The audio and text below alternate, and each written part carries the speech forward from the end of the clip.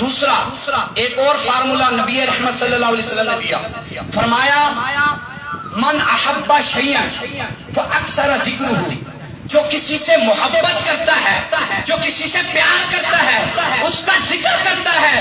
ماں باپ اولاد سے پیار کرتی ہے تو اولاد اگر کمرے میں جائے تب بھی ماں اولاد کو یاد کرتی ہے، اولاد گھر سے جائے تو ماں باپ اپنے اولاد کو یاد کرتے ہیں۔ ہم کیسے امتی ہیں؟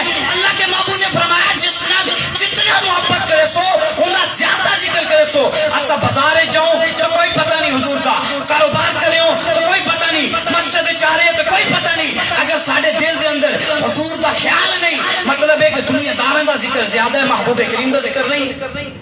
اپنے دل دے غور رکھ کے توجہ نہ سنیے۔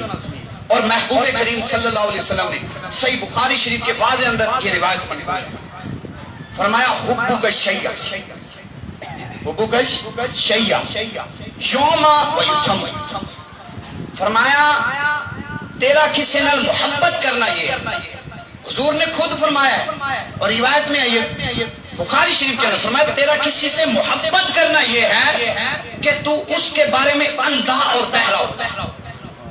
کیا ہو جا تو کسی نے محبت کرے نا، محبت ایمیں کر کہ اس کے بارے تو اندھا ہے تو بالکل بہر۔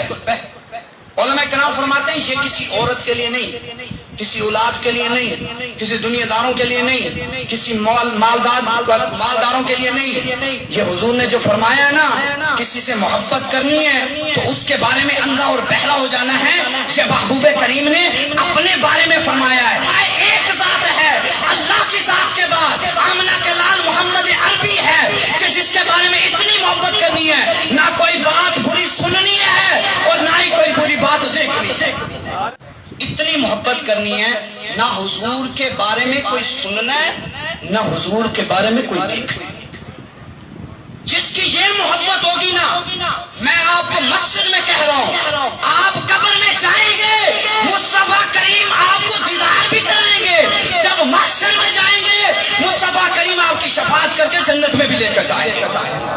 اگر اس طرح کی محبت ہو، ہماری سوچ، ہماری فکر، ہمارا خیال، ہمارا دھیان، ہمارا دماغ کس طرف چلتا ہے؟ کوئی حضور دے بارے غلط گل کرے، ہاں یار نہ دسیں کی میں، ہاں یار یہ حدیث یار واقع حضور نور نہیں، واقع حضور ہی یوں ہے۔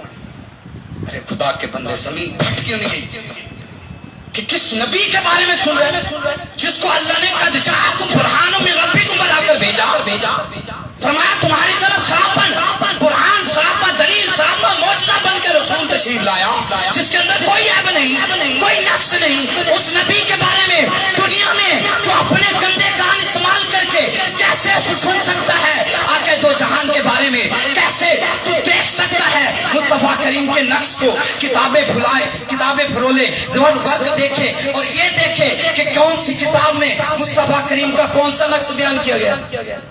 مر کیوں نہیں گئے ہم اس دنیا میں؟ زندگی یوں ہو کہ مصطفیٰ کریم کو دیکھیں، بس یہی کہیں سرور کہوں کہ مالک و مولا کہوں تجھے، باغ خلیل کا بھولے سے با کہوں تجھے۔